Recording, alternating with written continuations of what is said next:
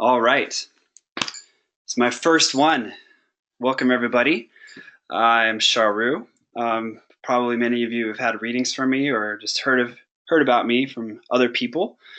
But I'm really excited to just share this information bi-monthly, just so we can stay updated with what's going on with the times, and so we can better navigate and make better choices. So, pretty exciting stuff. But before we even get started, I like to just invoke Ganesha to make sure that all the obstacles and all the things that can get in the way don't get in the way. So I'm just going to chant it 11 times, and you can go ahead and chant it with me. The mantra is Om Gam Ganapataye Namaha. Okay, I'm going to chant 11 times. Om Gam Ganapataye Namaha. Om Gam Ganapataye Namaha. Om Gam Ganapataye Namaha. Om Gam Ganapataye Namaha. Om Gam Ganapataye Namaha. Om Gam Ganapataye Namaha. Om Gam Ganapataye Namaha. Om Gam Ganapataye Namaha. Om Gam Ganapataye Namaha. Om Gam Ganapataye Namaha.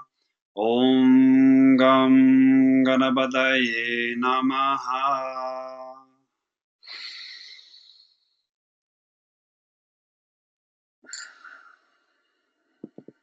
Okay, great. So let me see if there's any questions.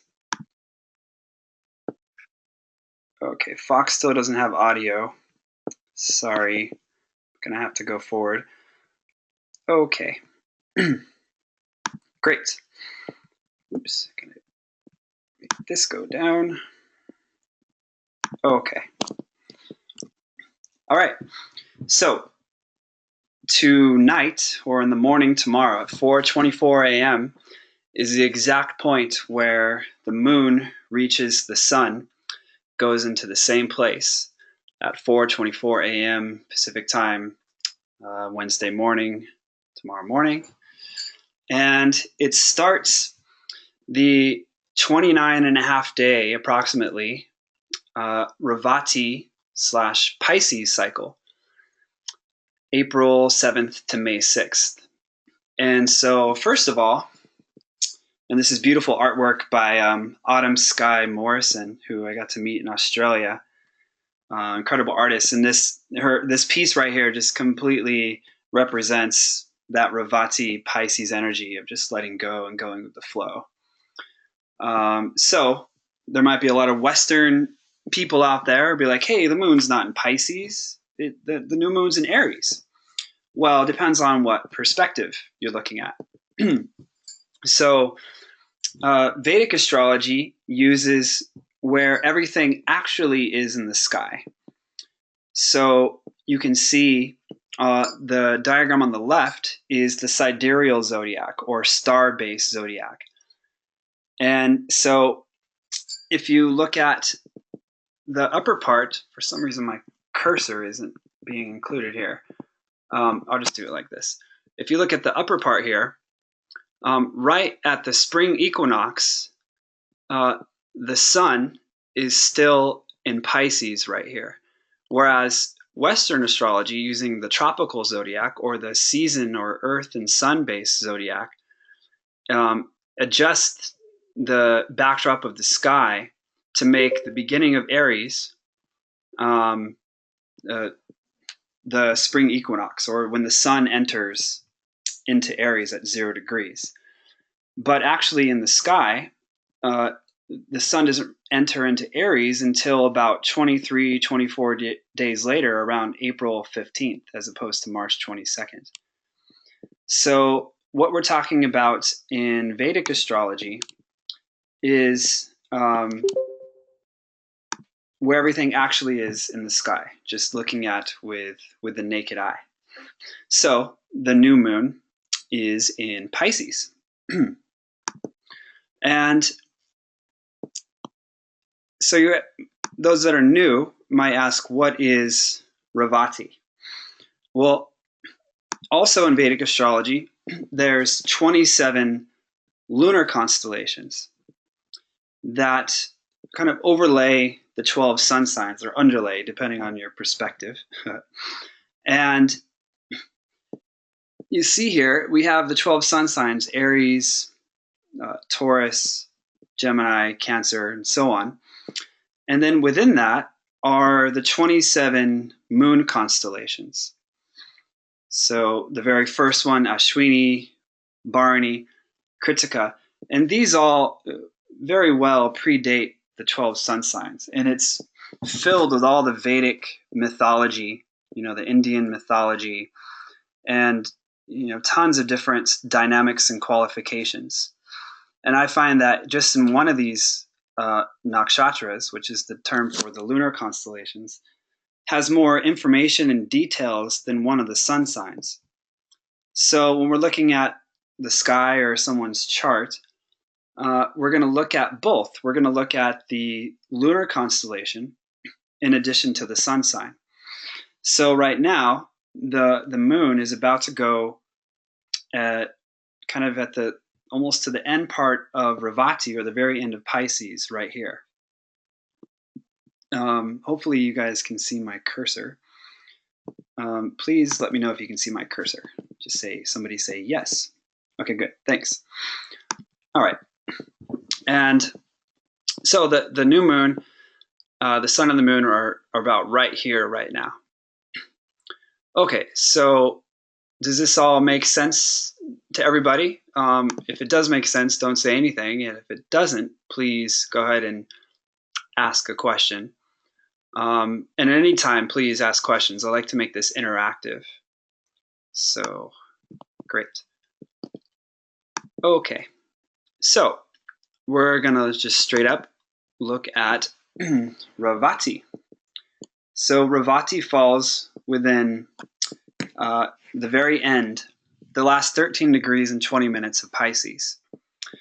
And directly translated, it means the wealthy. And basically, to figure out why it's called the wealthy, each of the lunar constellations has a Shakti, or a power. And so the particular Shakti of Revati is the power of nourishment. So if any planets, sun and moon, or anything that goes into the sign of Revati, it mixes with this Shakti, or power. And so especially on the new moon, we have the sun and the moon at the same exact point, mixing with this Shakti, or this power of nourishment.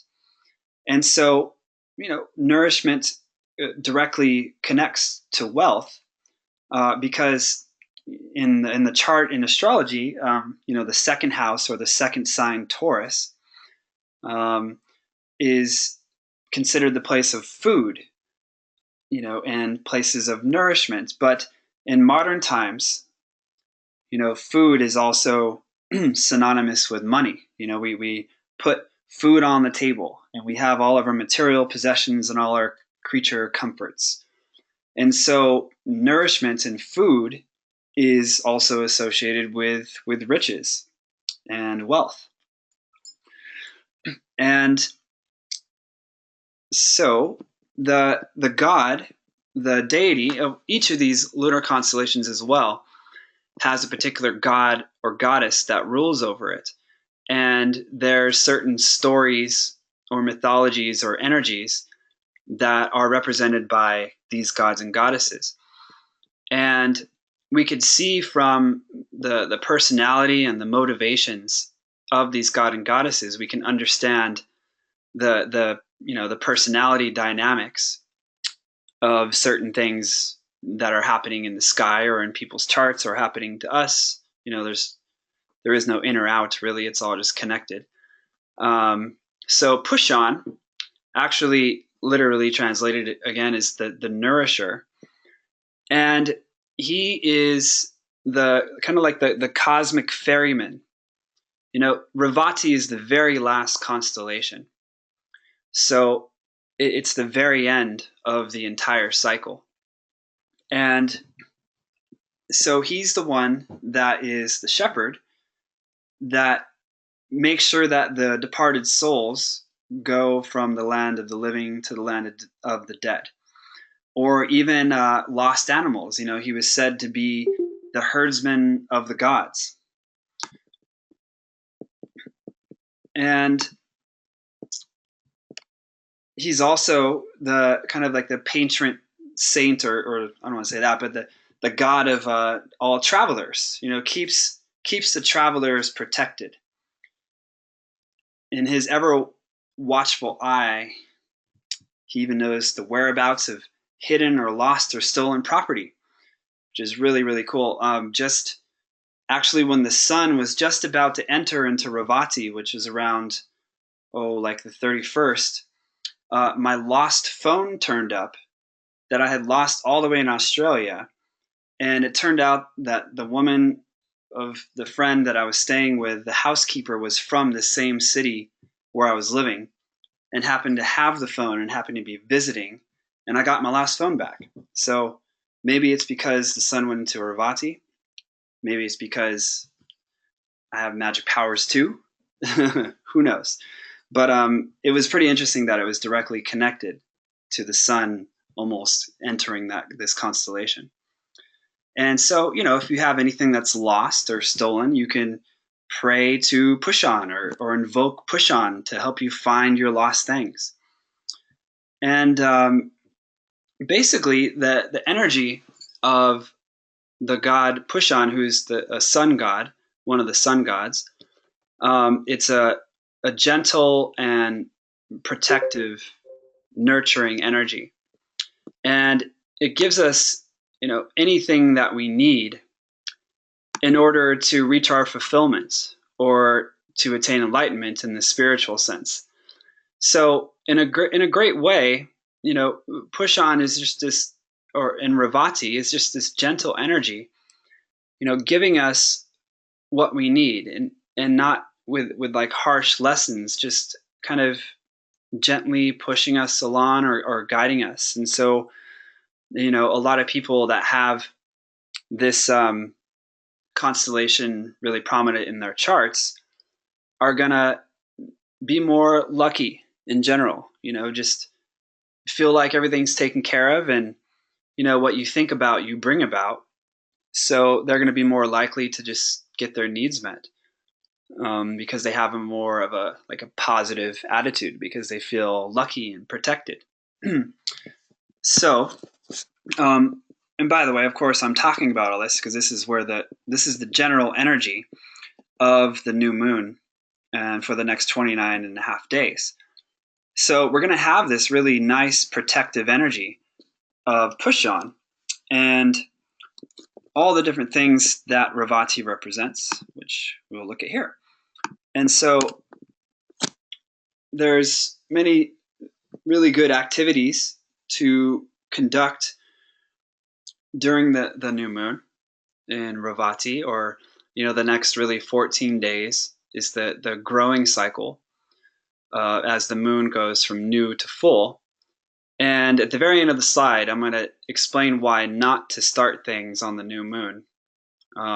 Just a few days after is best.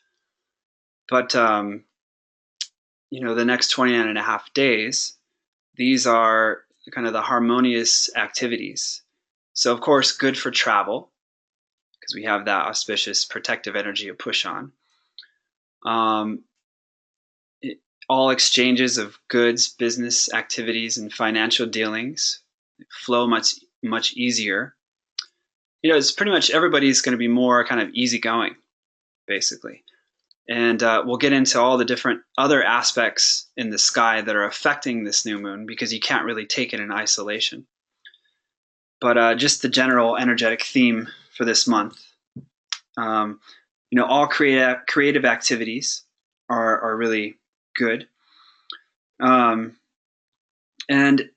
your attitude, it should be more in line with an inspiring, creative approach, as opposed to trying to finish things in an intense, drastic manner. This is a real, just spiritual kind of lay back and enjoy, go with the flow. And so if you try to get too harsh, it's going to, harsh the vibe, and things aren't going to really turn out in a way that would go along with the particular energies of this month. And so also, it's the very last constellation. So any kind of completions, putting final touches on projects and such. And as it's involved with nourishment, it's a really great time to focus on your health, diet, and nutrition. So, doing a spring cleanse is really good for this new moon cycle, because it's just going to be easier to get benefit from food, and from taking care of yourself.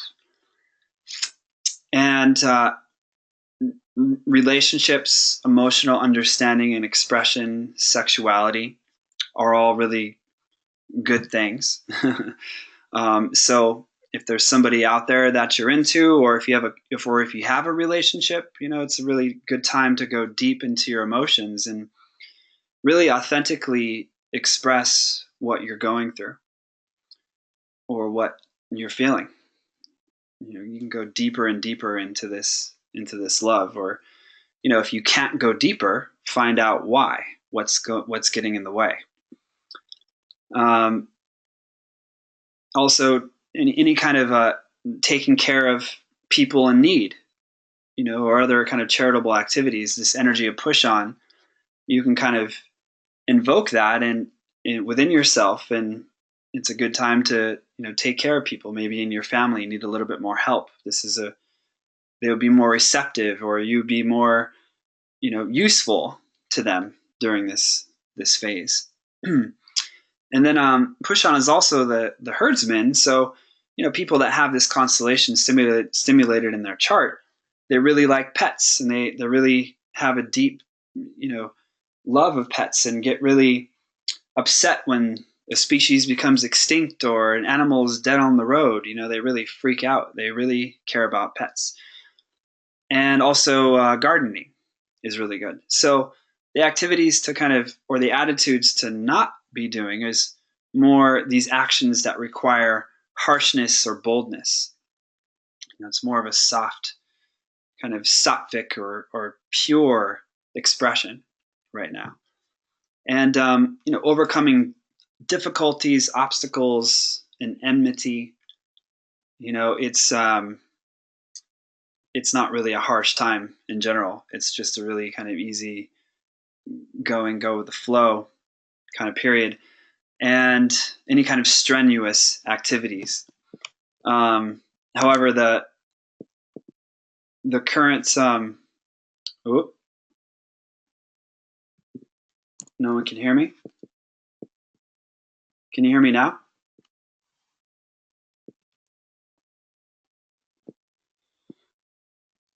Still can or can't? You can hear me still. Thank you. Great, thanks. Okay, so yeah, any kind of strenuous activities. However, we're gonna look at all the little details here of the sky, because we have a Mars and Saturn conjunction, which will kind of modify this, not doing strenuous things, because that's just kind of what time it is right now. So before I keep going, does anybody have any questions?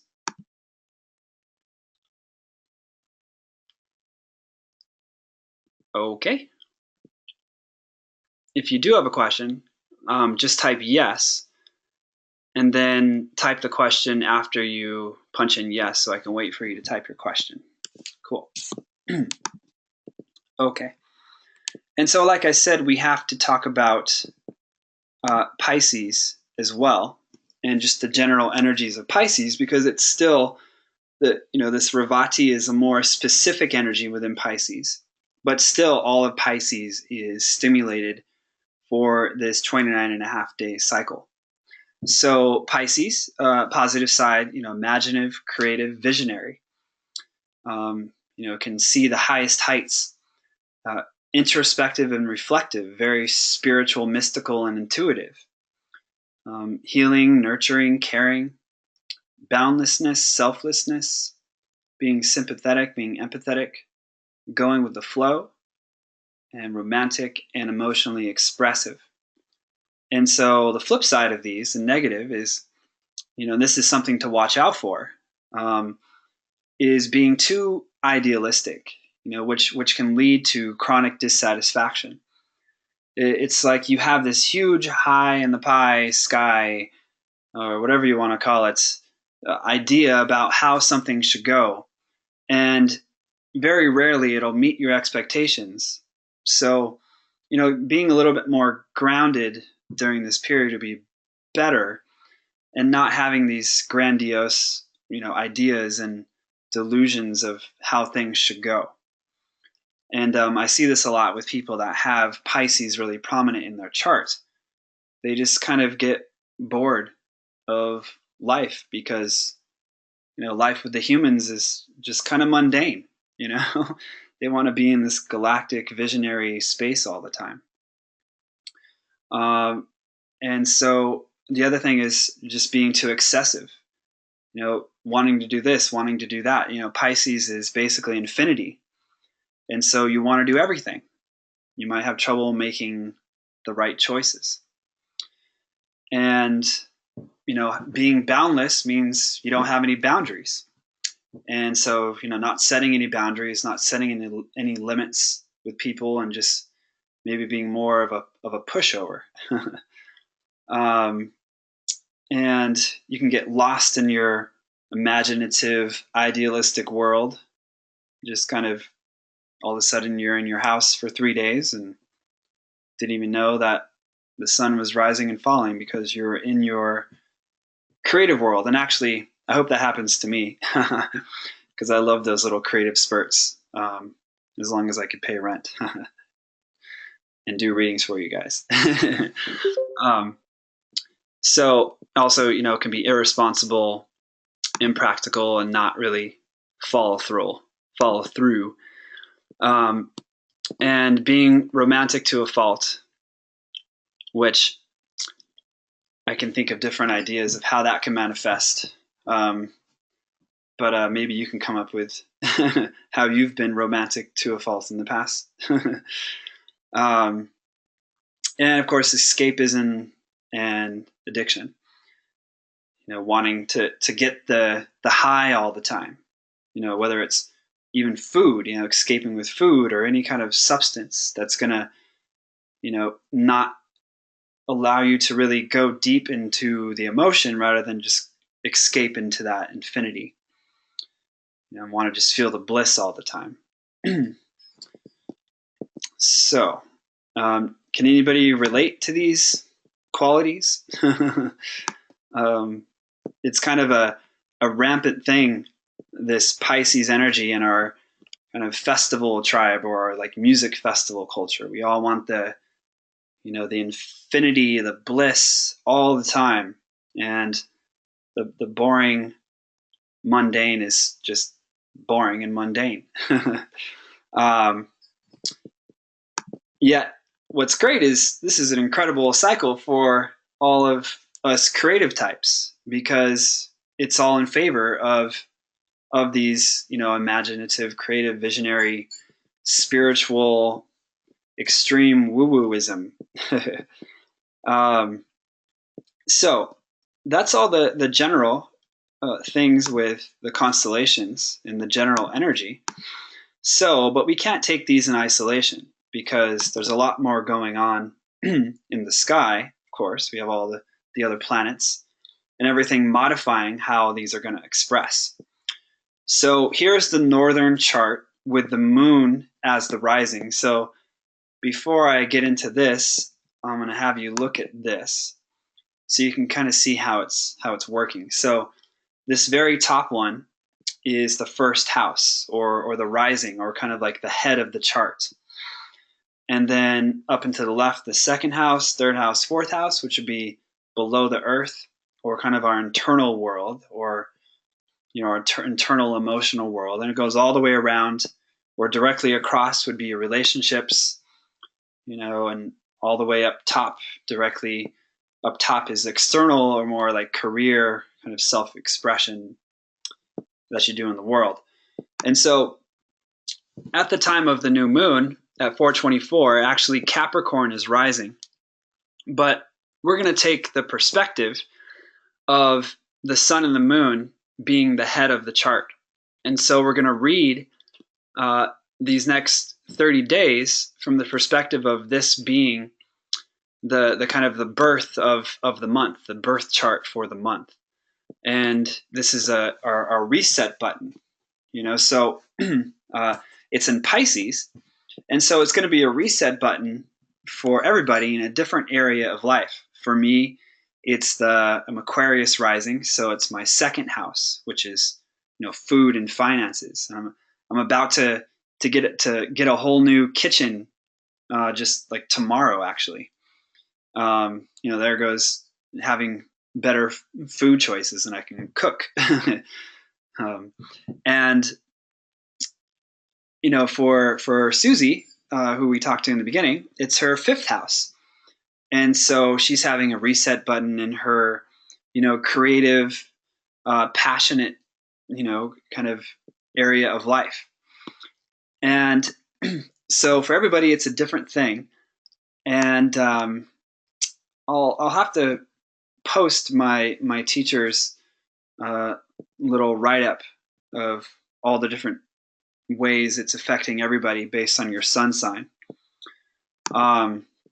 And perhaps at the end of the talk here, I could take individual questions and actually punch in your chart, and we can do a little mini forecast for you. So we have Pisces here. This is a symbol for Pisces at the head of the chart. And look at this. We have Venus in here in Pisces, which is spectacular because Venus, out of all the 12 signs, finds its best expression in Pisces. So not only is this a new moon in Pisces, which is feeling all these yummy, spiritual, sensual, creative things, we also have Venus, the planet of the arts and relationships and sexuality, exalted in Pisces, initiating this 30-day cycle of just, pure bliss, really. But it would be more pure bliss if it wasn't for this Saturn and Mars, which we'll get into. So I'm just going to jump to this slide real quick. So Venus is exalted in Pisces. Like I said, this universal love, unconditional love, cosmic bliss, happiness is going to just add that even more to these Pisces qualities. And there can be a tendency to inspirationalize, which isn't a word, and idealize emotional relationships. And so instead of being more kind of human about things, we can be more idealistic in relationships. And so, in other words, we can be less kind of down to earth and less practical when it comes to our relationships. So it's a great time to fall in love, but again, you're falling, and it's not really with a good head on your shoulders, I think. So it's a great time to go after that somebody. You might have more of a chance, or to go deeper into your current relationships. But just be careful not to have this huge ideal that isn't really reachable on the earth plane. I see sometimes with people that have this Venus exalted in their chart, they have a hard time finding partners that meet their ideals because they're looking for divinity in partnerships and get that chronic dissatisfaction because they're human. Even the greatest gurus are still human and do human things. So there's always good and bad to everything. But for the people that like bliss, creativity, and all these things, this is an incredible time. And also you can see here, Uranus is there. Just let me make sure I got everything with Venus. Yep. Yeah, great time for creativity, artistic, sensual, sexual Really incredible time. So we also have Uranus in Pisces. Now, the outer planets, Uranus, Neptune, and Pluto, aren't included in traditional Vedic astrology, but we're in the West and everybody's thinking about and using these planets, so I'm going to use them too. And I find that they do have an effect, especially when they're really close by something, which Uranus is only 3 degrees away from this, or even like 2 degrees away from this new moon. So it's going to have a really strong effect.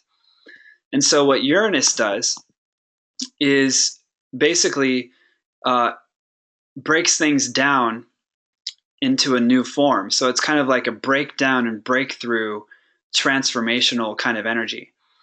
And also with Pluto, square this has been going on for a long time. It creates that, revolutionary transformational energy to be added to this new moon. So we color all the things about Pisces with this universal love and consciousness with this revolutionary transformational kind of energy.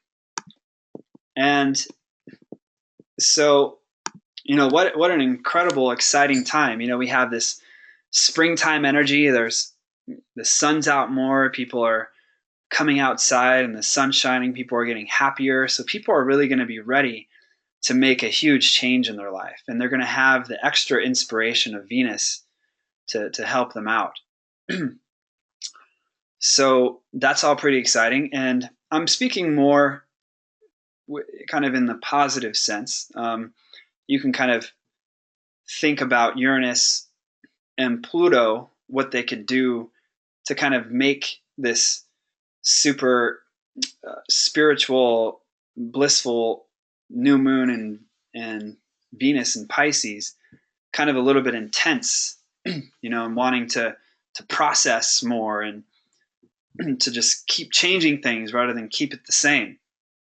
So yeah, it might get kind of tricky in relationships because we have this super huge ideal that we can't reach and we're wanting to transform it.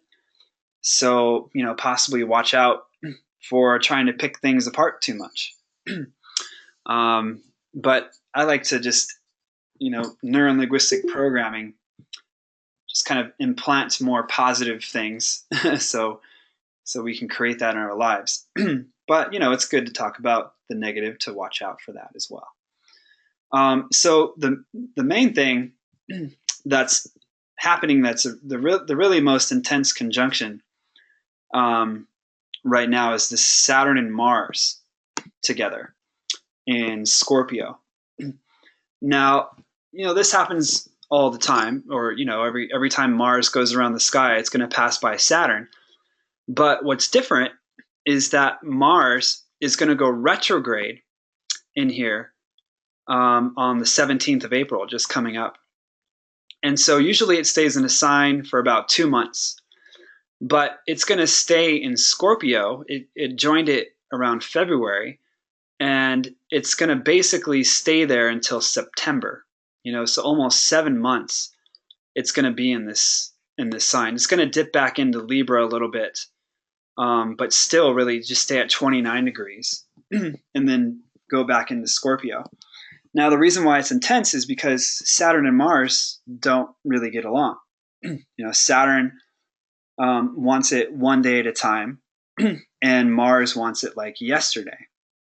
So it can create this frustration or kind of like block in your ambitious energy. You want it now, and Saturn's like, no, one step at a time.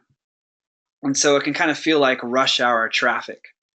You want to get somewhere, but you're being prevented from getting there.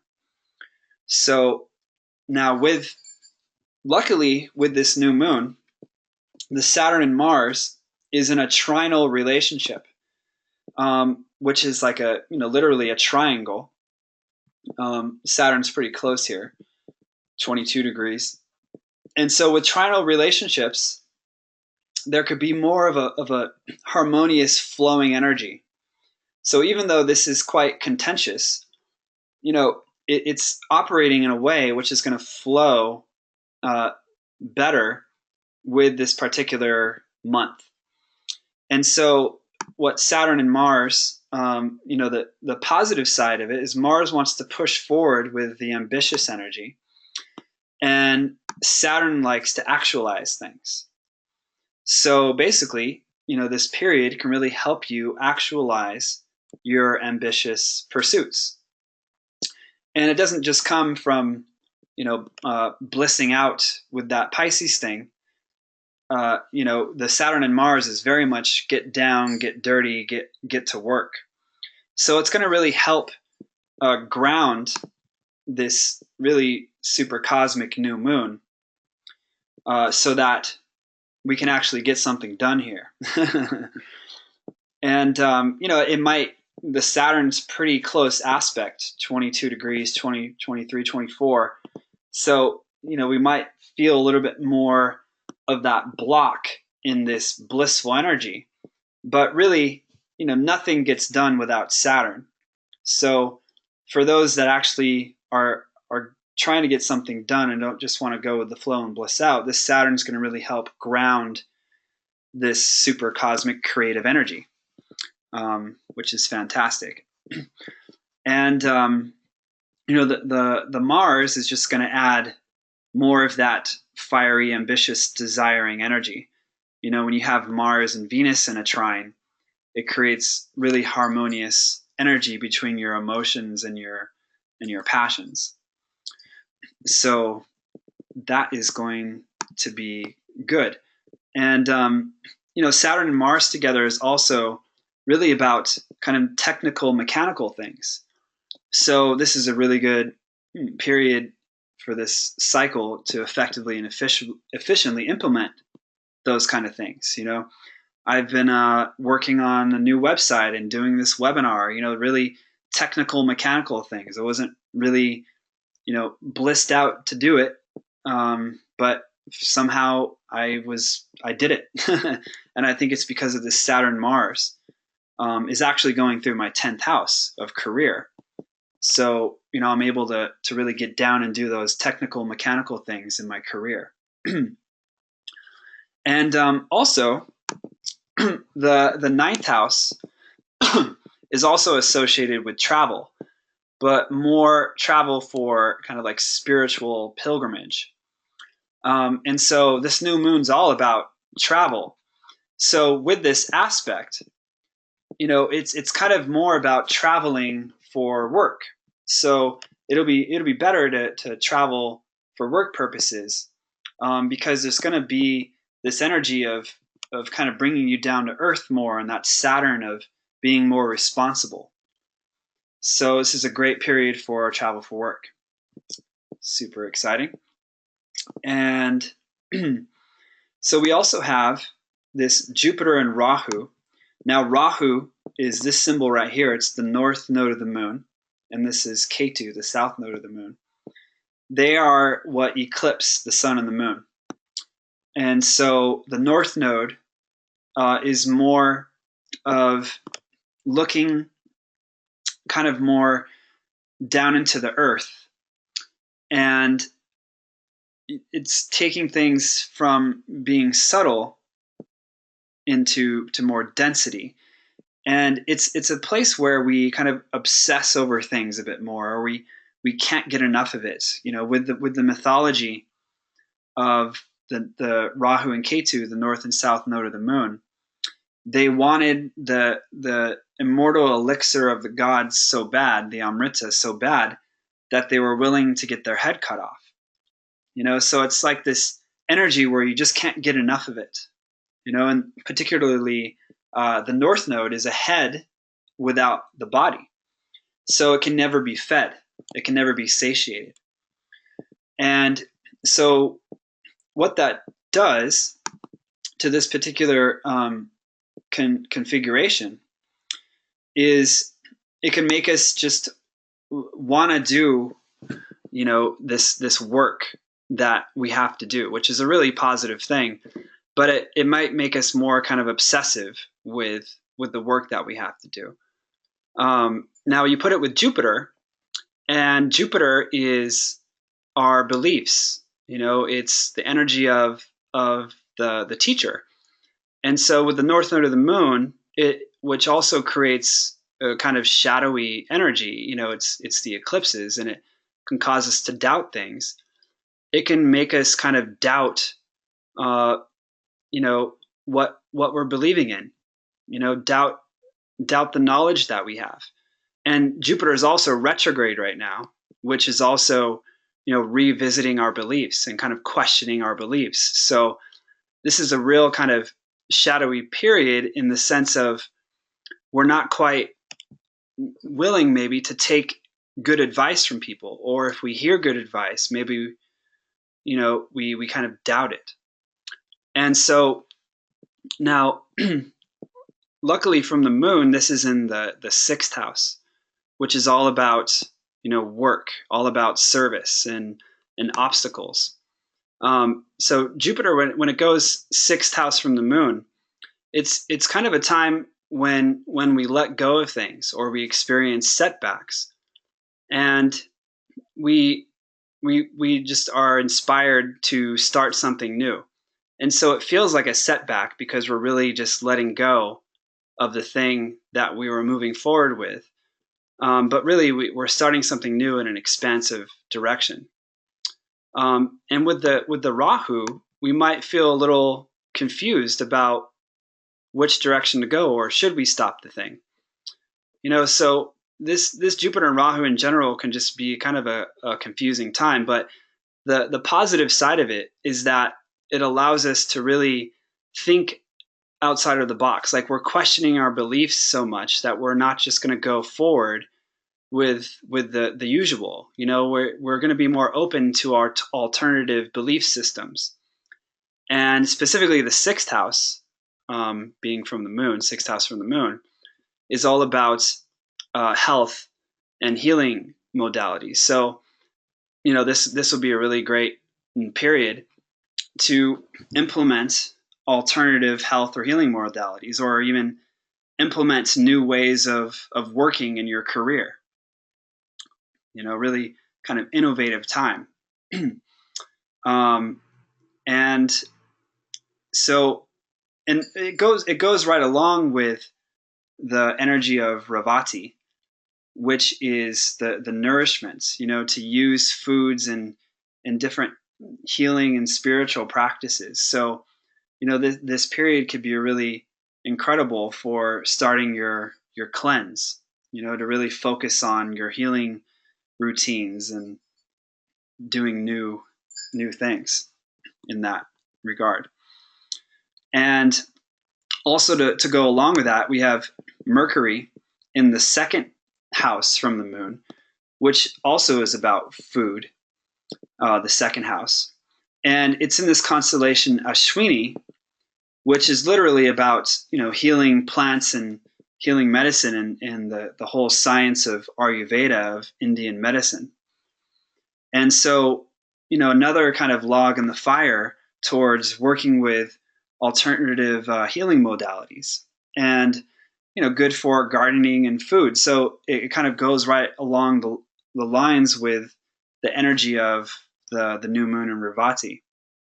And Ashwini, its Shakti is to heal things quickly or to reach things quickly. So you can take that quite literally. But with the energy of Mercury, Mercury's our thinking and ideas, even like communication.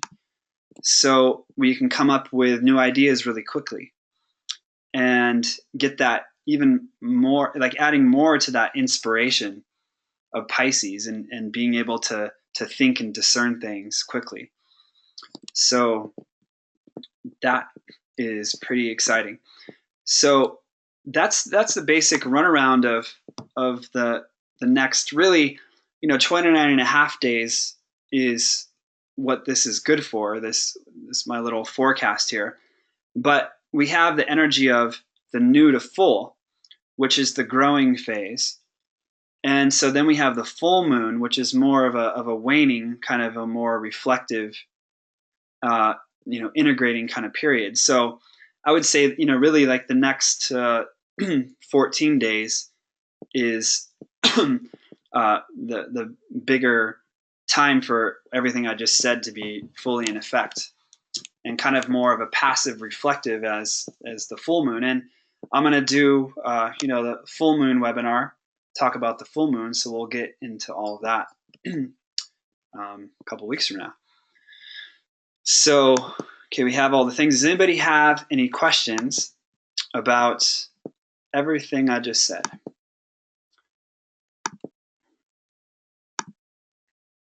Okay, great. Hopefully it beeps when you type a question. Okay, and so like I said, the full moon, well, actually I haven't said yet, the full moon is going to be in Libra, which, this Revati Pisces cycle is culminating or going to the highest height of its energy in Libra. And Libra happens to be about Venus things. It's ruled by Venus, relationships and aesthetics, harmony, and these things. So, what an incredible 2 weeks for our personal relationships and our creativity, all things Venus, food. Well, that's more of a Taurus thing, actually, but more about our social interactions with Libra. So, what an incredible 2 weeks to really explore our emotions and feelings with current partner, or explore new ones, with a new one. And it's springtime and everything, so pretty incredible. Yeah, pretty exciting. Okay, and so what to do on the new moon, and how do we harmonize with the moon, with the new moon cycle? What can we do? So one of the things to do is do the mantra of the particular deity that the new moon is in. So for Revati, it's Pushan, and so the mantra is Om Pushanaye Namaha. Om Pushanaye Namaha. Om Pushanaye Namaha. Chant that 108 times, and maybe just chant it, right after this or before you go to sleep, as the new moon's at 4 a.m. Pacific time. And you can come into harmony with the current cycle. And, what a great cycle to be in harmony with, or God to be in harmony with, because he's the great protector, kind of giving us what we need as we, cross over to the other side of what we're looking for, our fulfillments, and, all the creative pursuits and food and everything we need. So this is a great way to kind of harmonize with this particular period. And then I really got into Kundalini yoga starting like around 2004. I've been a pretty hardcore practitioner since then. And so I just got really familiar with all the different Kundalini yoga meditations, and they balance certain things in people. And so what I've noticed is that a lot of people that have this Revati constellation stimulated, they tend to be kind of spaced out, because they're just in this like blissed out experience all the time. And so the Sudarshan Chakra Kriya is one of the most powerful in Kundalini Yoga, where it's actually kind of reorganizing your mind and your nervous system to be more grounded, and it helps integrate infinity. It helps to kind of quantify infinity, which is impossible, but it kind of helps organize your mind so you can be less spaced out and more grounded. So I find it's been really just uncanny that I'll actually recommend this meditation to somebody and find out that their Kundalini yoga teacher actually recommended it for them too. So if you want to know how to do this, it's on my website. But here it is right here. When I give you the recording, you can kind of pause this slide and figure out how to do it. But it's kind of best to look up a video and have somebody guide you through it, because it can be pretty intense. You're holding your breath and mentally chanting Wa He Guru and pumping your navel 3 syllables Wa He Guru, even though it's 4. And so it's like 48 pumps with your navel, and it just kind of like messes with your head big time. And people kind of freak out when they first practice it. And it's really just preventing future freakouts. And so you're kind of like freaking out now rather than later. In a controlled environment with the meditation. So this is another way, if you're starting to feel that kind of the shadow side of Pisces, where you're getting spaced out or not getting anything done, this Sudarshan Chakra Kriya is incredible for balancing that. Okay, and so now I see a lot of times people, they like launch their album or they start this thing on the new moon, and it makes complete sense, or it's, logically makes sense. It's a new moon, so I'm going to start something new. However, basically the way it goes is the energy of the movement of time is in a state of inertia, or just kind of staying still. And so there really isn't any momentum for things to grow. So it's like planting a seed, and it just kind of rots there for a couple of days, because there isn't any real like growth associated with that time. Things are turning around and staying still. And so it's a great time to set intentions for things that you like to create, develop, cultivate, and make manifest. And you can see I kind of highlighted the let me just do this, the bottom moons. So really, like the last 5 days of a waning moon, you don't want to start something, because it's going to go down and totally rot, your seeds that you're going to plant. And even the first day, you still don't really want to start something, because it still doesn't have enough momentum of light going forward. And I even like to give it 3 days to start something. But if you have to, the second day of a new moon, which would basically be like around 48 hours from 4 a.m. This morning, is the best time to start something. And so I just see this all the time, that people start things on a new moon, and it's not really the best time to do that. And what did people do traditionally in India? Well, traditionally it was a time of worshiping the ancestors, and no one worked, and all businesses were closed. And basically in the mythology, the gods and the ancestors are like drinking up the nectar of the moon, the soma, and the very last day, there's supposedly like this huge gathering. All the ancestors come to drink the last digits, and so it's like all the ancestors are more present during a new moon. And so really, new moons are a time, to worship your ancestors. And what is that? What is worshiping the ancestors? Well, in most cultures, besides America, this is just a part of it, because they know, all of maybe the mistakes, that your ancestors made, or even like the good things that they did. You kind of don't want to. Well, just speaking of the bad things, you don't want to repeat those same mistakes. So it's almost like you're appeasing the ancestors and acknowledging that is where you came from, so that you stop continuing to make the same mistakes, or doing the same things. And if I'm still new to understanding this, so if anybody knows anything more about this, please go ahead and speak up. But we often carry the kind of the sins of our ancestors, whatever you want to call it. And it's really really quite fascinating. I can see it in charts of just how these negative things are passed down from generation to generation. And, if we don't consciously look at that and acknowledge it, then we're just going to unconsciously repeat the same mistakes.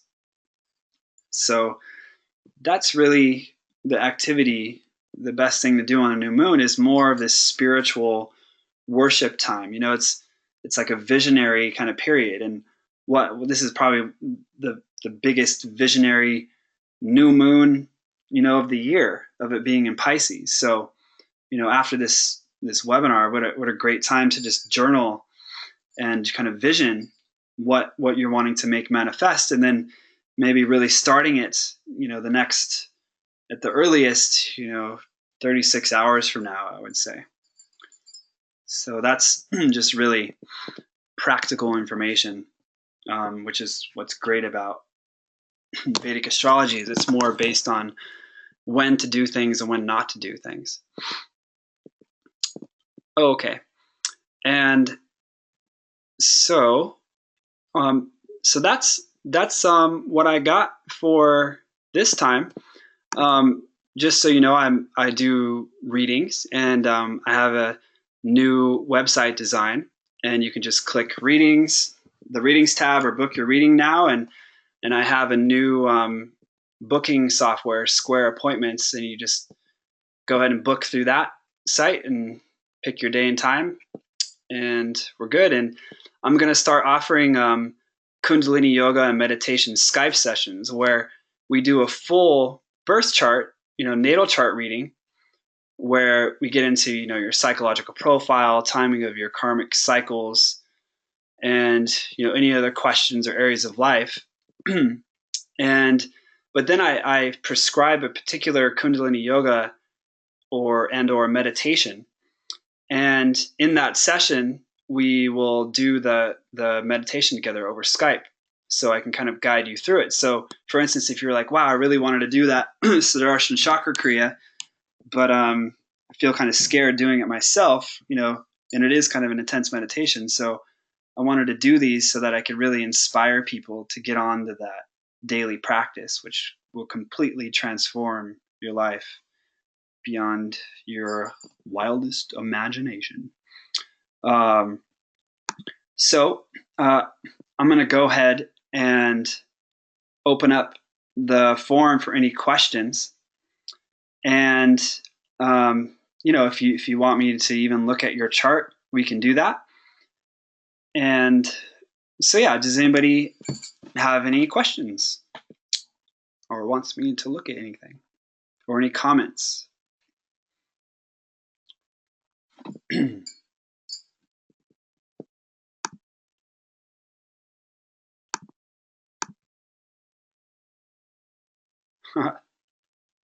Somebody's been eating the whole time. Fantastic. Perfect for the Revati new moon. Cool. I'm just going to wait a minute more. Okay. Catherine has a question. Great. So let me find Catherine, and if you don't mind, I'll unmute you so I can hear your question.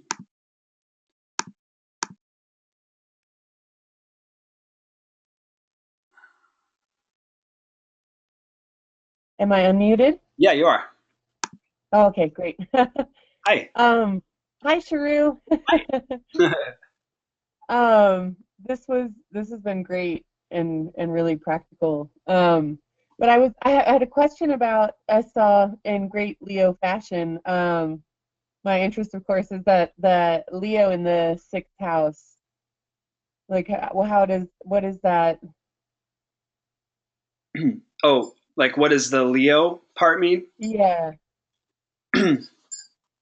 Yeah, it's so the 6th house, is about like service and like healing modalities, and Leo is, it's like the energy of our soul, or our like authentic, passionate, creative energy.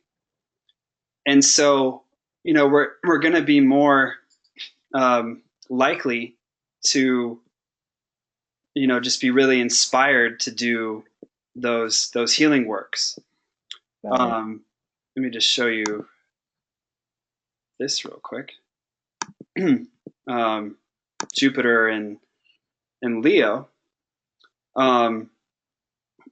with the Rahu, that like I said, that what happens is people get really just into their own thing. Leo is that me situation. Right. And so, yeah, people will be more likely to just, kind of blindly be more fanatic about themselves, or even like religious groups be more kind of like fanatic,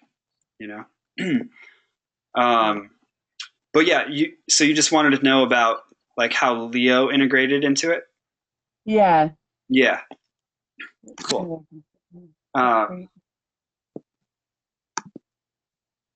Yeah, did that make sense? Yes. Cool. Thank you. Yeah.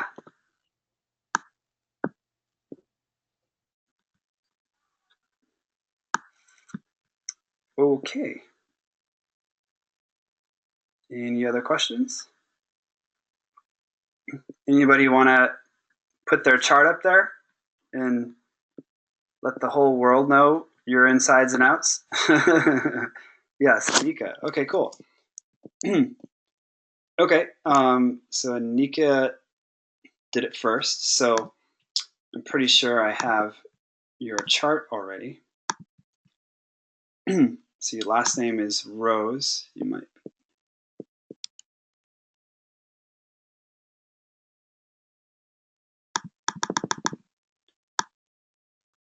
I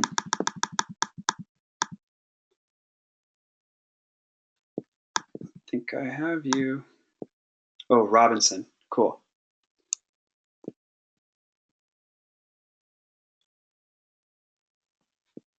Oh, well, I probably have you somewhere, but why don't you just go ahead and type in your birth info and I'll take a look.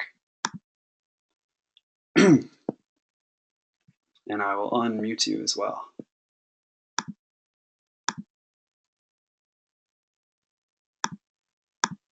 Cool. Hello. Hi. Hi. All right. All right. One moment. I'm just trying to pull up this keyboard here. Okay. So, my birthday Yeah. is September. Are you ready? Yeah. Okay. September 11th, 1993. 9-3. Yes. Okay. The time? 6:05 a.m. Okay, and where? Moscow, Russia.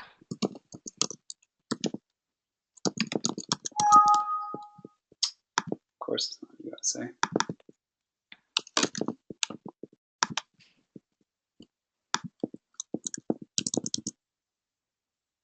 Okay. Okay. Great. So, what is your question? This sun sign. Yes. Sun in Leo. Leo rising. What was your question? I'm curious about my sun sign and how that has what kind of effect that has around just everything that is happening cosmically and around with the planets and everything. So right now, Jupiter and the north node of the moon are in Leo. And also the eclipses are happening, in this Leo Aquarius axis. So basically, the last set of eclipses was it pretty intense for you? Yes. Yeah, because it's affecting your self-identity and your relationships, and particularly the solar eclipse was in your relationships. And so there was kind of this huge, reset button, or just almost dismantling in your relationships that really, like, the solar eclipses last for about 6 months. So the eclipse happened in Aquarius and Leo, and then the full moon lunar eclipse was pretty close to your sun, and so it's just kind of reveals hidden things about yourself, and unexpected things happen. Did any of that happen? Yes. Yeah. So this is going to be, it's the nodes entered into this position like the beginning of January, and it's going to go all the way till the middle of 2017. So these eclipses are going to mess with us, and I say us because I also have a Leo sun, and I'm also Aquarius rising. So, they're affecting us in a big way. Now, luckily, Jupiter is there in Leo. So, there's a lot more like hope. Like the second eclipse wasn't as intense as the first one, because the first one was just kind of an Aquarius by itself. But with Jupiter there in Leo, we're going to have more like prosperity and grace and luck when it comes to things kind of shifting around. So it's almost like things shifting around for the better within your own self-identity, and within relationships, maybe like cleaning house with somebody or people that shouldn't have been there, or you know what I mean, like just weren't serving you. Mm-hmm. Yeah.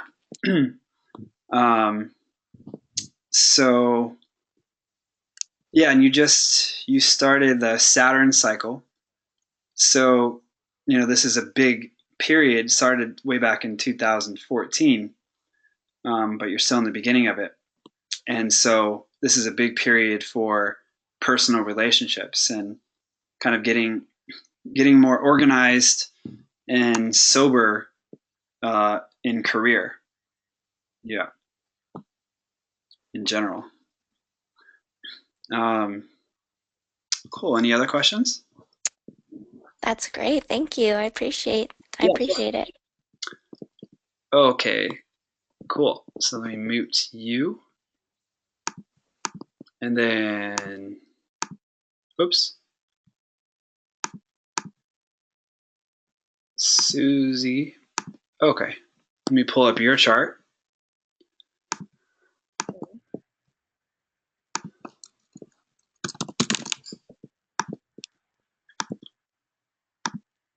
Oops. 12/10/69. Yeah. There you are. Okay. So what's up? So I let's see, I have been on this journey, as you know, for the past few years, and sort of figuring out where's home and what's important, and continuing to work on all of my career projects, which are all centered around food and sex. So let's see. So I ended up in New Orleans in early March on exactly the date that there's some new cycle that I'm starting. Yeah. So March 5th, 2016, that's when I arrived in New Orleans. And then over that time, I basically have just decided to relocate here. And relocate to New Orleans? Yeah. Uh-huh.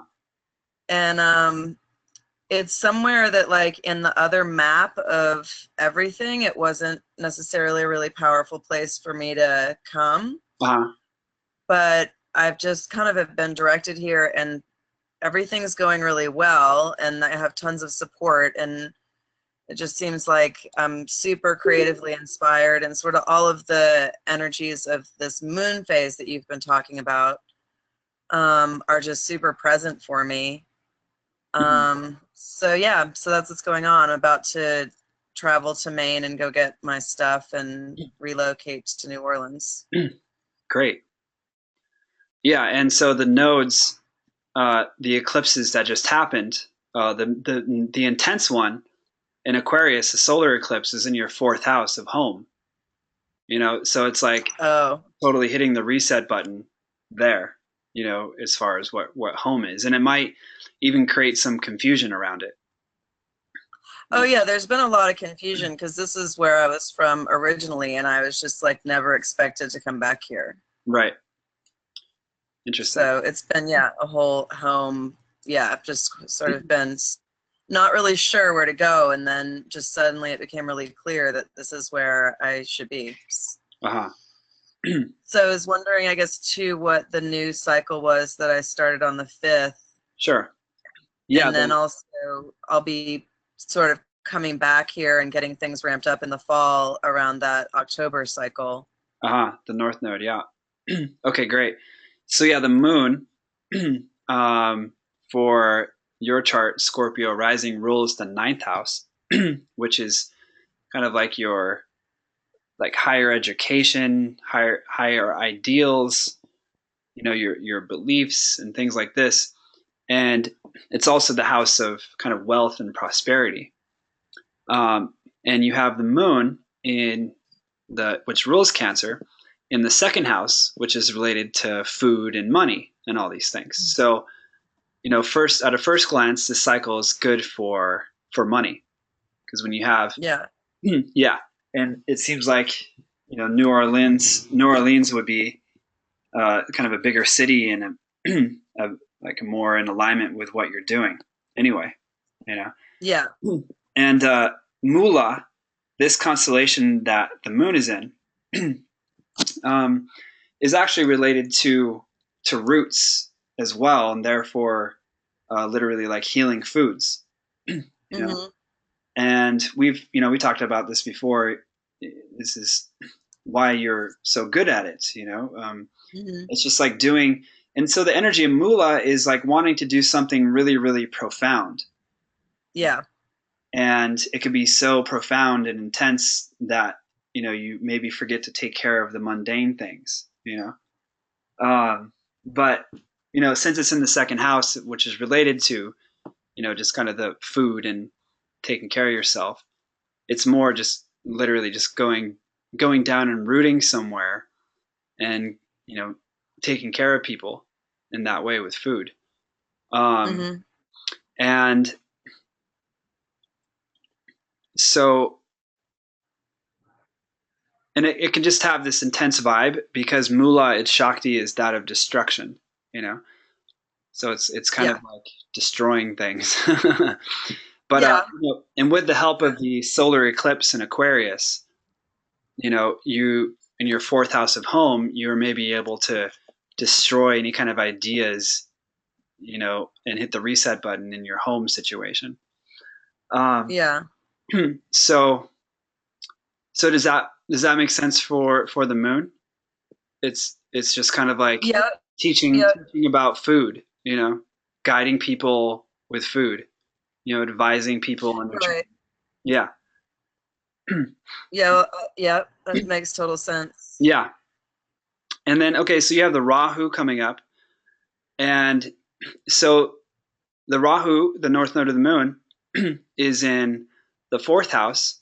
So, what you've experienced in the past is just not really being settled with where home is.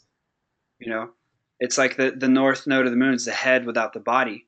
So it's like I can't stop, or I can't get enough, or this home isn't right. So it might cause you to feel kind of like a shadow around where home is, maybe a little bit more than it has been. Which is like great. Yeah. But at the same time, it might get you to just stay in one place because it might be too confusing to figure out where home is. But in any case, you have the North Node with the Mars there, so it's going to make for more kind of instead of like the Mars cycle, which is just more about fiery kind of ambitious energy, which is still mixing with the North Node, so it makes it more compulsive and such. You're going to be a little bit more on the the compulsive end, with your ambitious pursuits. And so basically you're going to want to be, even more structured, so that you can kind of keep like a routine. It'll probably be better to stay in one place. Yeah. And just kind of ground in it, and just like intuitively, New Orleans just feels like a good fit for you, Yeah. Yeah. I mean, it does. It's like right now, it feels really, really good. And yeah. So the other thing I wanted to ask you about is, so I met this person who I have a really intense connection with, and they're Pisces. And they're such like a perfect example of what you're talking about, with just like having so much stuff going on and being involved in infinitely a million things and wanting to stop doing things, but not being able to set boundaries because they want to be in everything. And so it's really hard to connect with this person, although I feel strong connection with them. Mm-hmm. And I'm super fiery, so I could like really harsh their buzz really like quickly. So just sort of any kind of like, I don't know, there's some mantras, there's something that you can help me just sort of get into more like how that flowy energy works, and like not take it personally, and because I'd like to be able to have this person in my life at some level. Yeah.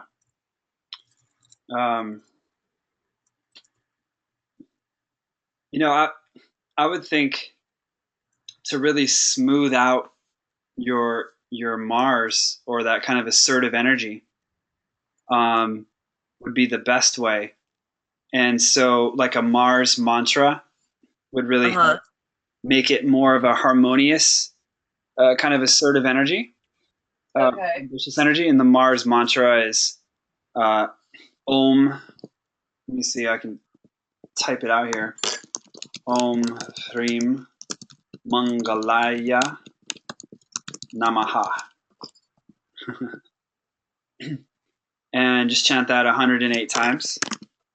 Okay. And that should really help make it for a more kind of like spiritual warrior, graceful Mars, Okay. should really balance it out for you. Okay, great. Thank you. Yay. Nice to speak to you. Yes, always. Cool. And then Adrian, did you have a question? I see you back here. You said he does. Okay, I unmuted you, so you can talk if you'd like. And by the way, the question part isn't going to be. I'm going to edit that out of the recording, just so that we can get more personal. Hi. Hey, what's up? So I haven't had my chart read yet. That's something I would really like to do. Okay. You want to just type it in now? Or yeah, I'll do as much as I can. I think I have my birth certificate around. Let me give you what I have so far, just off my memory. If you don't have the time, then it won't be as productive to get your info. Right. Can you give me one moment? I'll see if I can grab it. All right. Anybody else have any questions?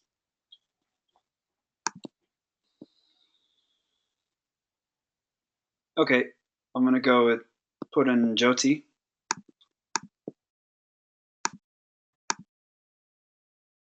Hi. Satanam. Can you hear me? Aloha. Aloha. All right. Do I have your info? Yeah, you should. It's 6/1/81, and the time is 11:10 a.m. Okay, I'm just going to put it in again. So November? Sorry, June 1st, and it's 1981. And the time again? 11:10 a.m.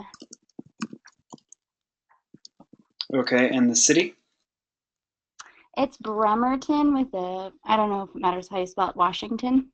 Yeah, it does. B. Okay, Bremerton. BRE. BRE. Merton. And E.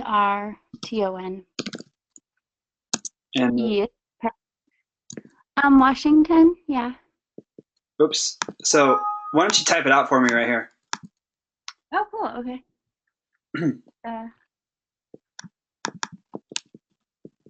There we go. Thanks. Oh,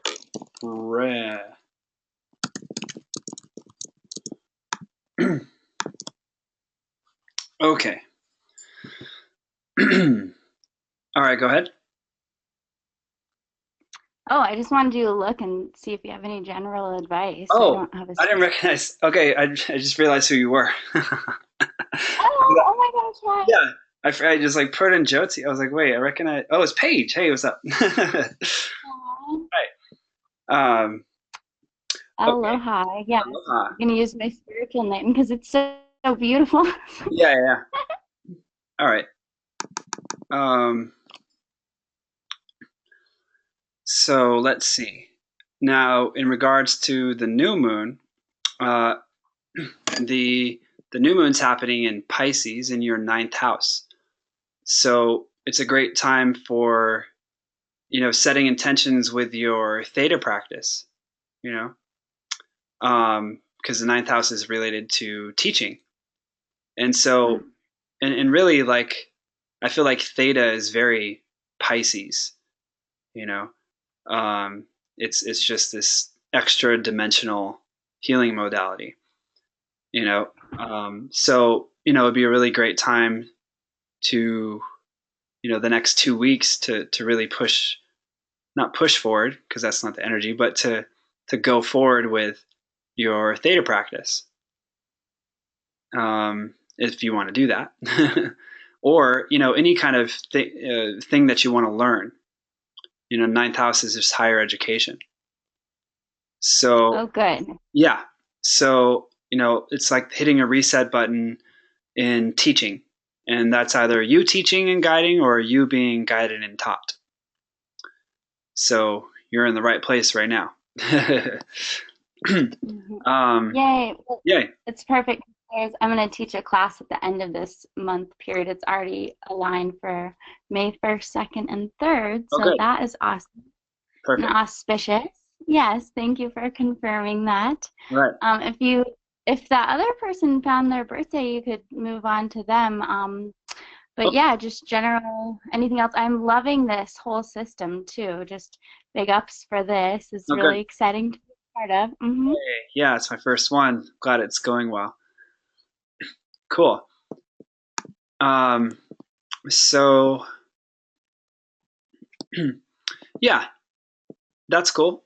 So just you're still in the or not still in, you started in February, the subcycle of the moon.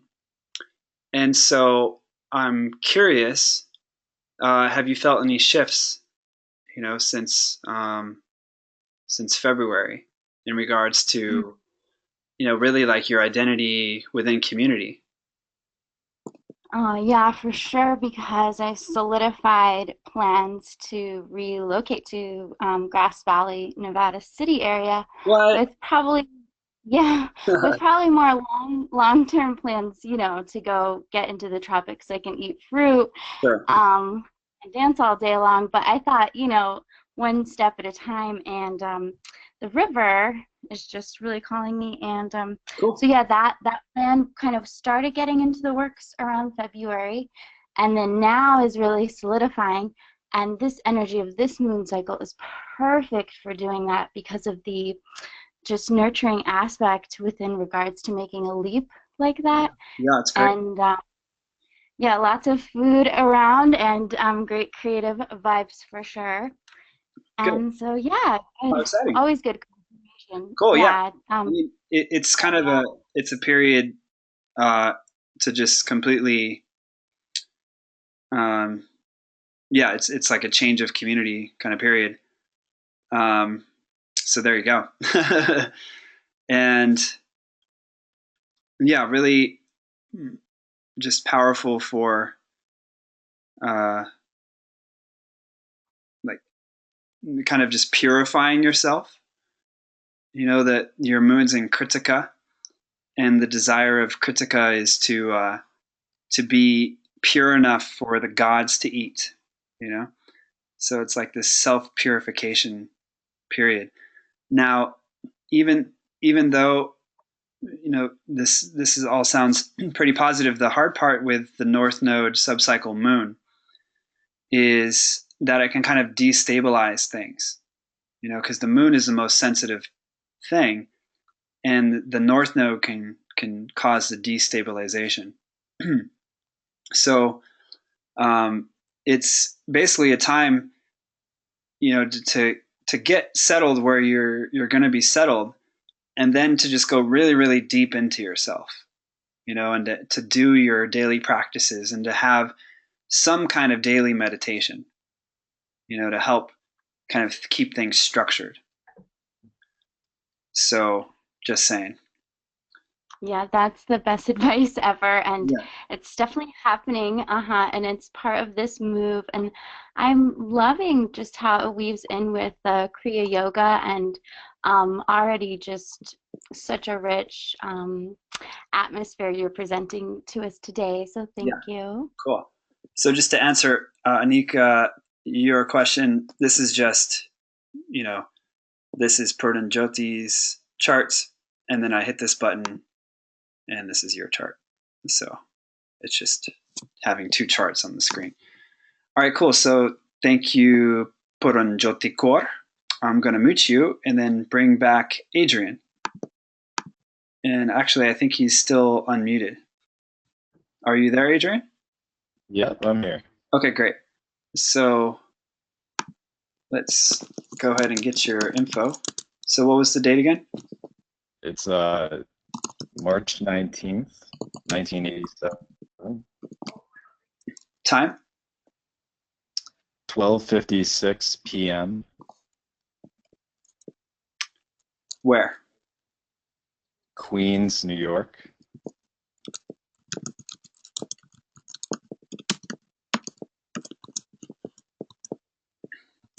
Cool. Okay. So I'm just going to jump right to the new moon because that's the subject at hand. You're also a Cancer rising, just like Pradhan Jyoti. So the new moon, very similar. It's like hitting the reset button in like your higher education, So perfect that you're here on this call right now, kind of getting these ancient secrets revealed. Now you also have your Sun, Jupiter, and the North Node in Pisces. And so this is going to really kind of, if you look at it from the perspective of the Sun as the head of the chart, it's going to be this incredible period to look really a lot deeper into yourself, which is what we're doing right now. Because you have the North Node of the Moon here, which can kind of be like a blind spot in a way. And so it's like kind of not maybe like doubting. Typically with the Jupiter with the North Node, you would tend to doubt your teachers more, or kind of question your beliefs more. So with this new moon in Pisces with the Venus there, it's like giving you a really, really clear understanding of this higher spiritual, information. And also you have the North Node in Revati in that constellation. And so this is like a fascination perhaps with, all the things that are related to Revati, which could be like nourishing, really like spiritual, kind of maybe even traveling, I'm actually, yeah, it's interesting you're saying that, because I'm at the beginning of May, I'm going to Kumbh Mela. Oh, wow. So it's like, yeah, that makes a lot of sense. Great. Yeah. And, it's like you have this real kind of alternative belief system from what you came from within your family, Yes. which is easy to say in America. Yeah. But I could definitely say it for you, so yeah, that's pretty exciting. And it's interesting because so these right here, all these little dates, this is the timing of when planets give their karma or give their results. So you started a new cycle basically 2 years ago in Mercury, the Mercury cycle. And Mercury is directly related to, it rules the 12th house, which is, traveling to distant lands and spirituality and higher consciousness and such.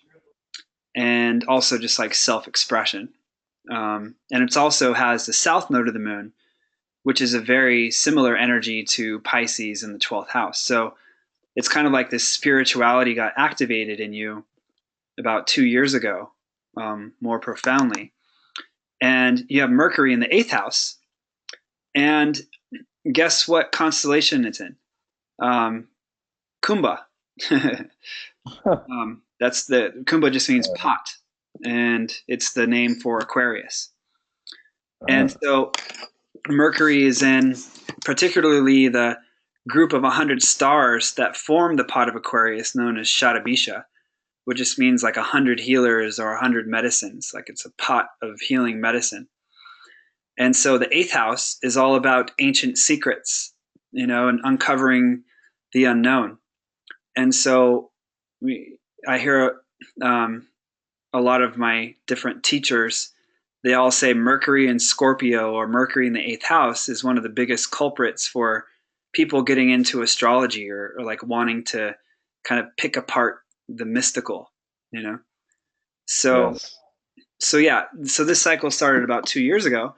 And in July 5th, you come into the cycle of the south node of the moon.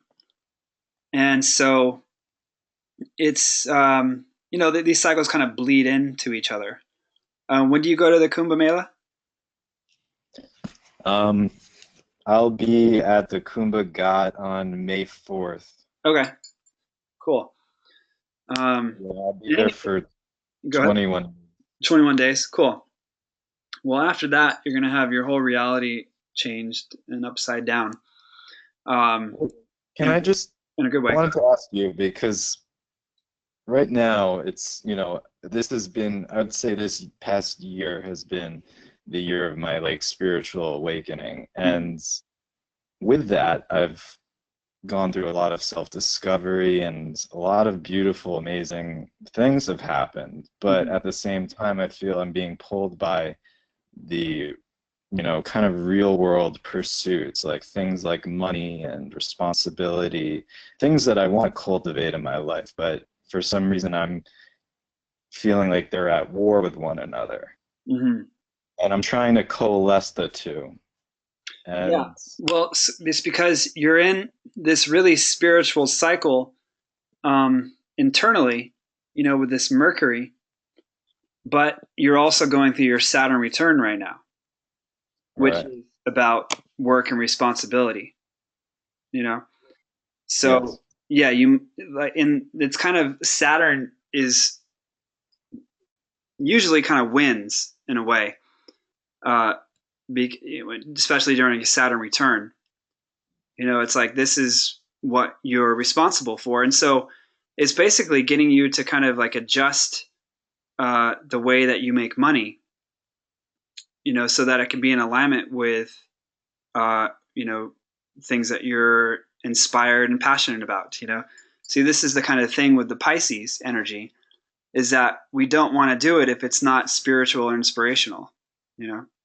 You have Sun, Jupiter and North Node in Pisces. So you have a lot of Pisces energy.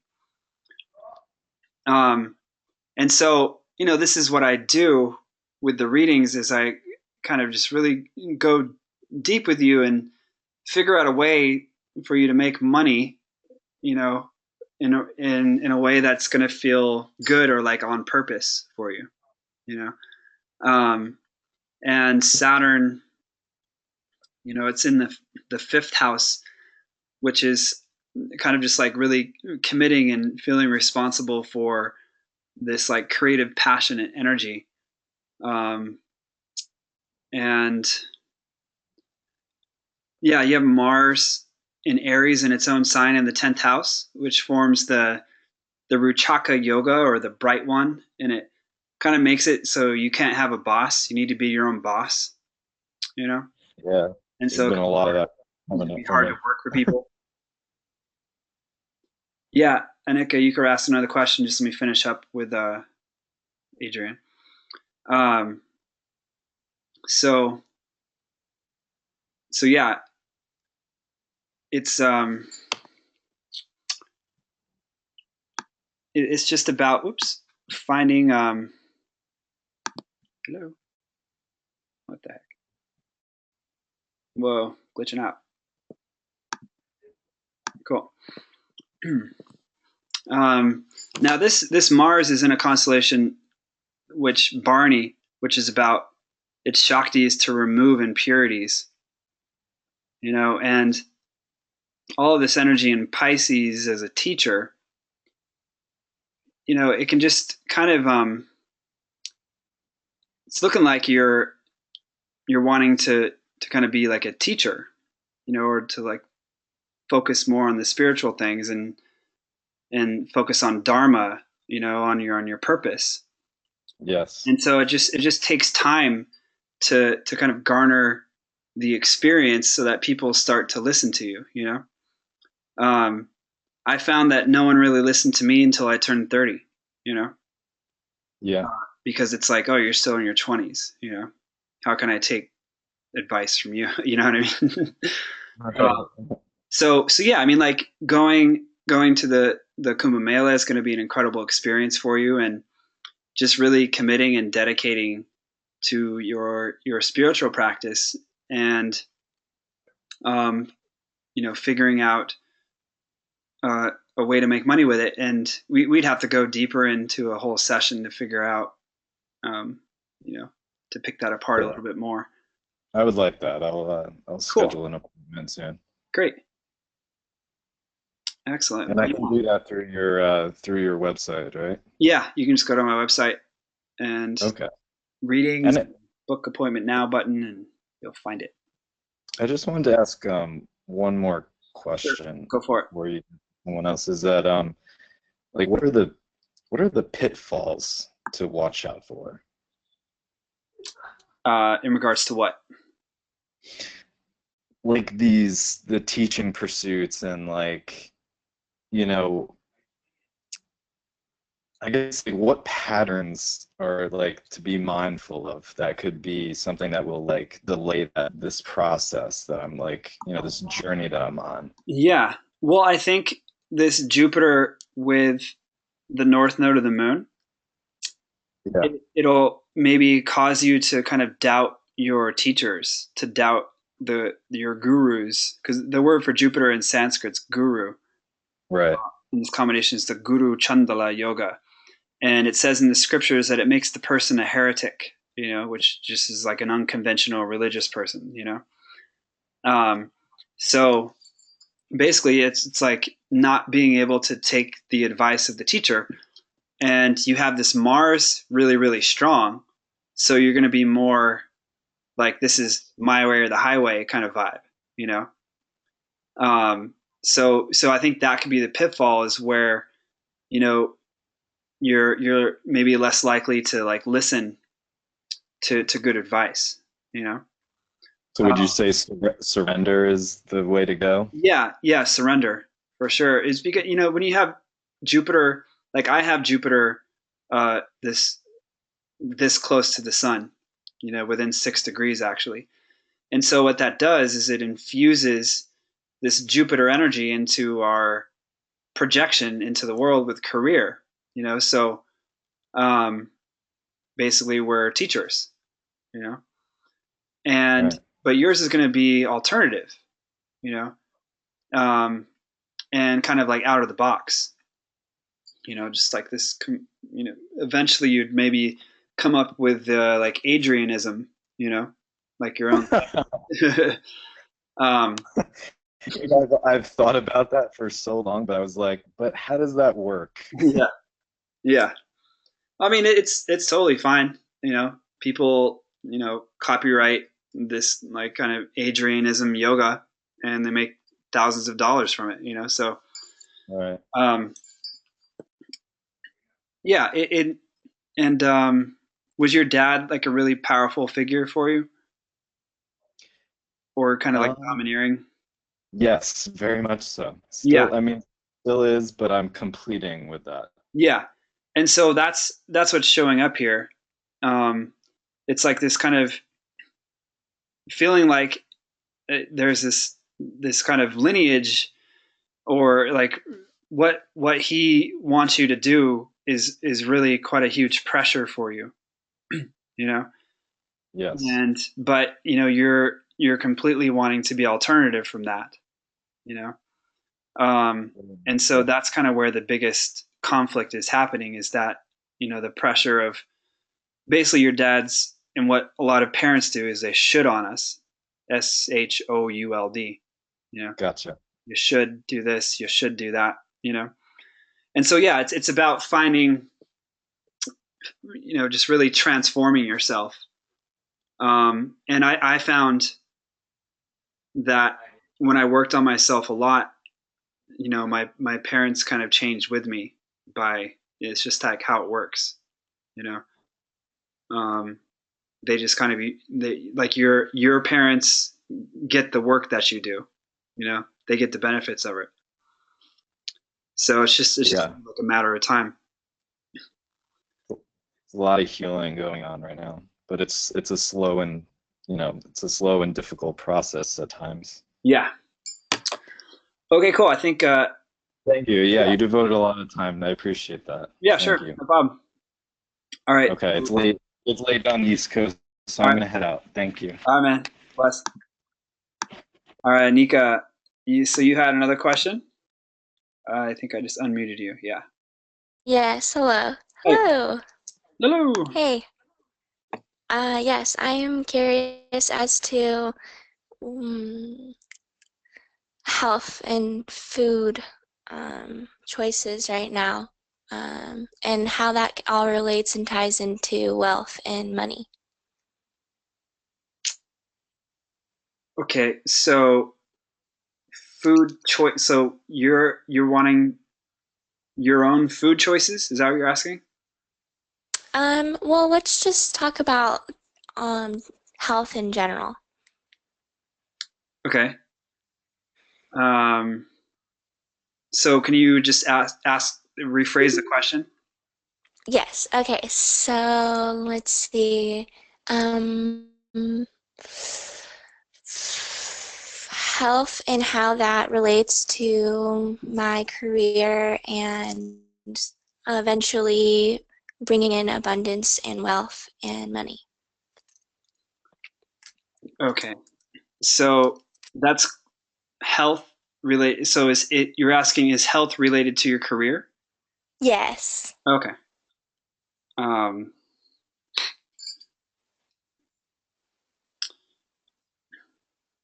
Health, yeah, kind of. Well, having Saturn in the seventh house really helps you to dedicate yourself to your clients in that one-on-one, and like really serving them, healing them, as all Saturn also rules the sixth house, which is related to healing.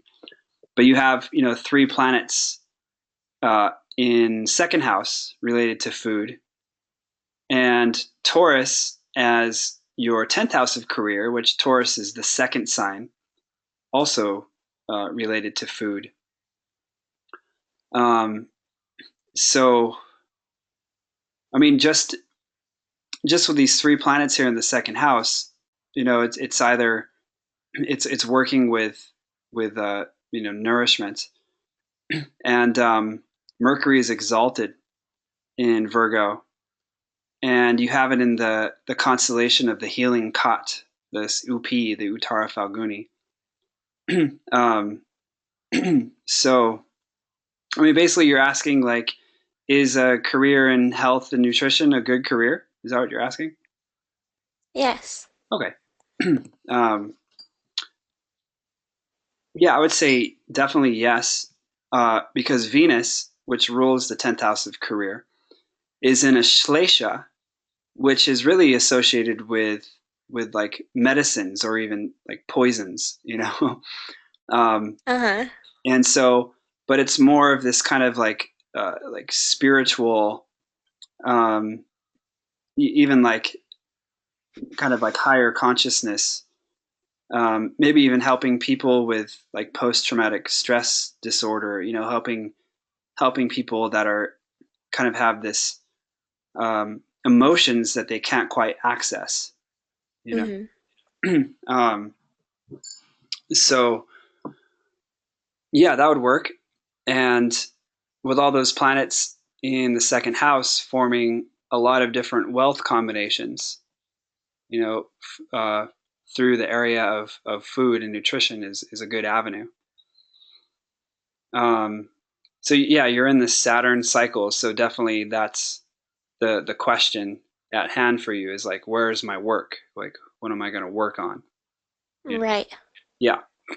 And it's definitely, Saturn's really strong in the 7th house because it shows that you can commit to relationships. You can commit to your clients. So it's like this one-on-one work with people. And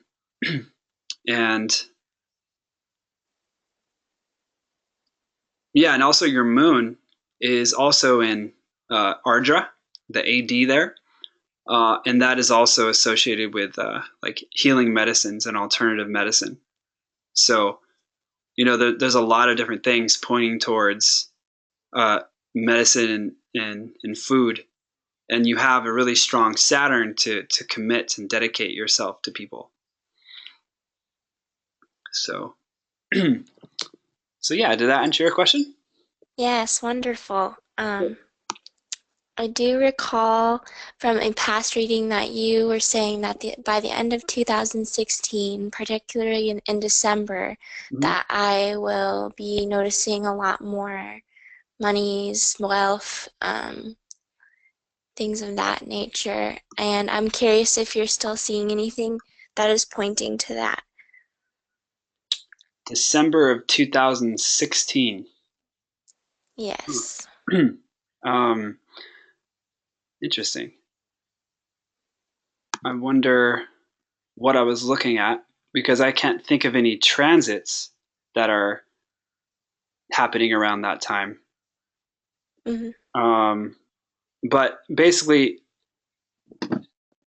maybe I had a different birth time for you or something, which would throw off the dates. But what I was probably looking at was this Mercury subcycle, which, according to the 6:05 a.m. birth time, is August next year. And so Mercury is the main money planet for Leo. It rules the 2nd house of money and the 11th house of income. And you have it in like a triple, quadruple wealth combination.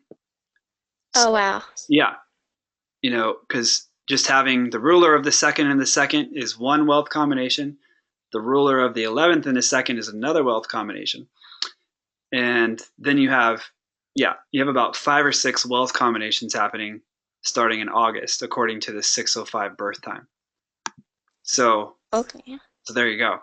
And it's in Mercury, which in this constellation Uttara Falguni, which is all about like hospitality and it's the healing Kat is the symbol. So it's about making sure people are taken care of and are healed. Mm-hmm. So the money would come through those kind of things. Making sure people are working together nicely or they're taken care of. Yes. Yeah. Cool. That's wonderful. Yeah. That's exciting. Very exciting. Cool. Great. All right. Well, Perfect. thank you again. Yeah. I look forward to your next monthly webinar. Yeah. Great. Okay. Okay. All right. Blessings. Take care. Bye. Blessings. Okay. All right. Thank you very much, everybody. Okay. Bye, everybody. Until next time.